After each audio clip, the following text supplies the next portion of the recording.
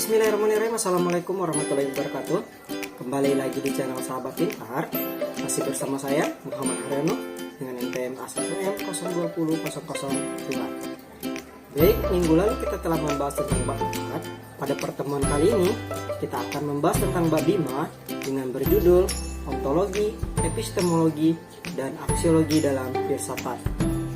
Baik teman-teman semuanya, mari kita bersama-sama belajar tentang ontologi, epistemologi, dan aksiologi. Semoga yang kita pelajari bisa bermanfaat untuk kita semua.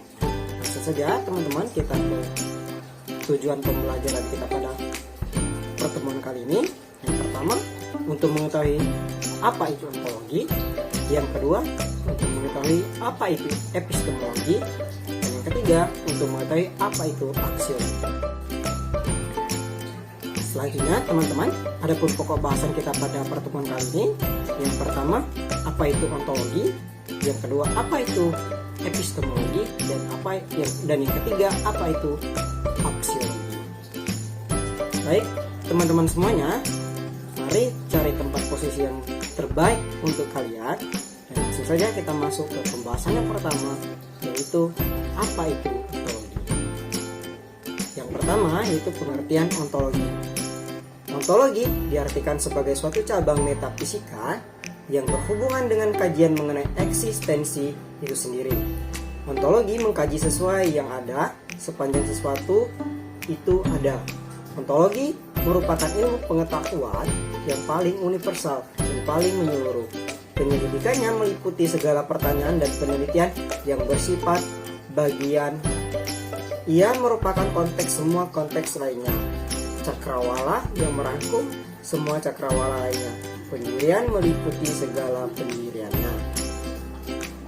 Selanjutnya, yang kedua, dasar ontologi ilmu.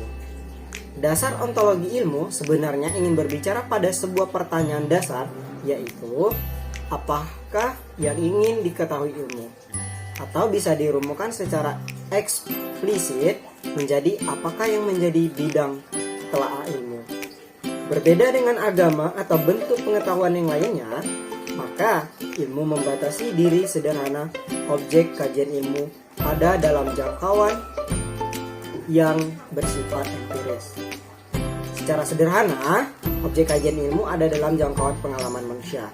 Di dalam berbagai pemahaman ontologi, terdapat beberapa pandangan pokok pemikiran. Di antaranya, yang pertama, monoisme, yang kedua, dualisme, yang ketiga, pluralisme, dan yang keempat, nihilisme, dan yang kelima, agnostitisme. Nah, baik, teman-teman, selanjutnya kita akan masuk kepada pembahasan apa itu epistemologi. Yang pertama, pengertian epistemologi. Hollingdale menyatakan bahwa epistemologi merupakan bagian dari filsafat pengetahuan yang membahas tentang cara dan alat untuk mengetahui.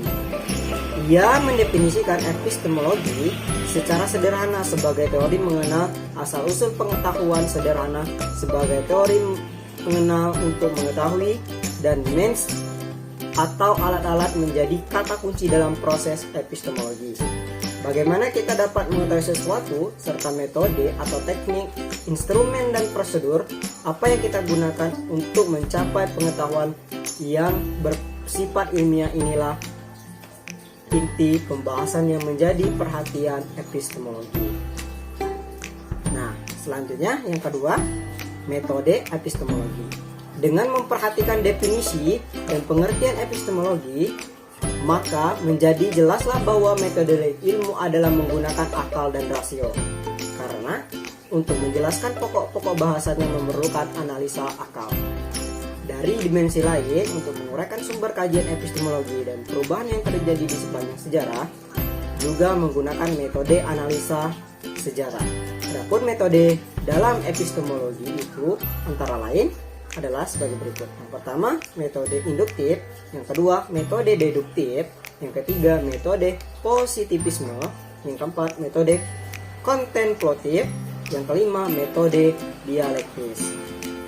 Baik, teman-teman, selanjutnya kita masuk ke 3, persyaratan epistemologi. Suatu pengetahuan dapat dikatakan sebagai ilmu apabila dapat memenuhi persyaratan sebagai berikut. Yang ke A, ilmu masyarakat adanya objek yang diteliti.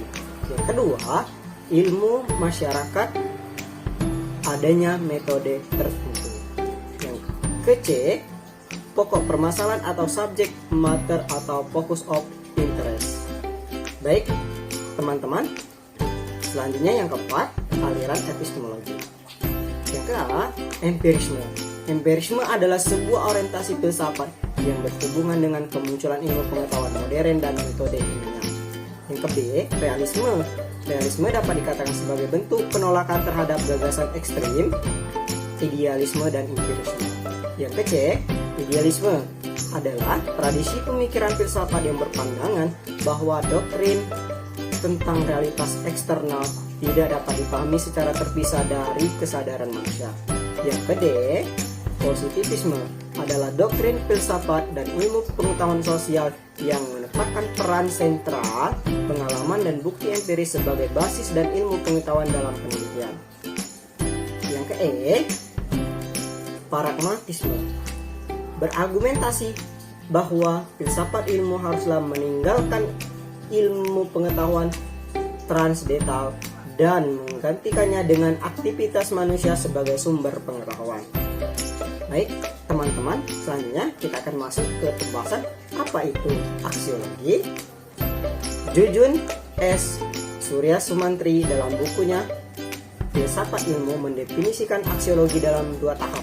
Tahap pertama, ilmu yang otonom terbebas dari segenap nilai yang bersifat dogmatik atau bebas nilai, sehingga dengan leluasa ilmu dapat mengembangkan dirinya atau fungsi internal.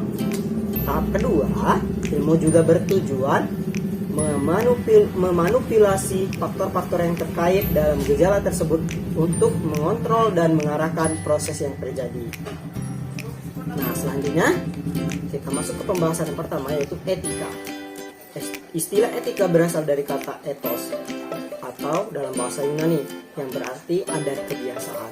Dalam istilah ini para ahli menyebutkan dengan moral juga berarti kebiasaan, namun kedua kata ini memiliki arti berbeda.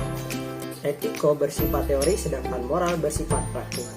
Etika merupakan cabang filsafat yang membicarakan perbuatan manusia dan sudut baik tidak baik yang berlaku umum. Sekurang-kurangnya etika mencakup etika dari sudut pandang alamiah, universal, sosiokultural, dan ilmiah atau kritis. Yang kedua, estetika. Etika dan estetika hampir tidak berbeda. Estetika berbicara tentang indah atau tidaknya sesuatu. Estetika disebut juga dengan filsafat keindahan, philosophy of beauty, yang berasal dari kata estetiko atau aistesis Yunani, yang artinya hal-hal yang dapat diserap dengan indera atau serapan indera. Teori estetika pada dasarnya dapat dibagi menjadi 5,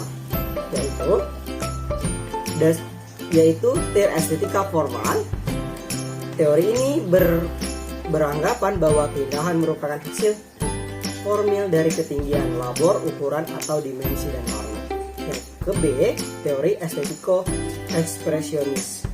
Teori ini menyebutkan bahwa keindahan tidak selalu terjelima dari bentuknya, tapi dan maksud dan tujuan atau ekspresinya. Yang ke C, teori estetiko parkologis. Menurut teori ini, keindahan mempunyai 3 aspek. Yang pertama, keindahan dalam arsitektur merupakan drama yang sederhana dan mudah. Yang kedua, keindahan merupakan akibat dari emosi yang hanya dapat diperlihatkan dengan prosedur psikoanalitik. Yang ketiga, keindahan merupakan akibat rasa kepuasan si pengamat serta terhadap objek yang dilihat. Nah, teman-teman, itulah tadi pembahasan kita tentang ontologi, epistemologi, dan aksiologi. Semoga apa yang kita bahas tadi dapat kita cerna dan dapat kita pelajari dalam kehidupan kita sehari-hari.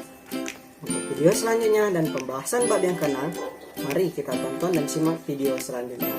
Mungkin cukup sekian pertemuan kita pada kali ini. Saya akhiri. Wassalamualaikum warahmatullahi wabarakatuh. Sampai berjumpa lagi di video selanjutnya.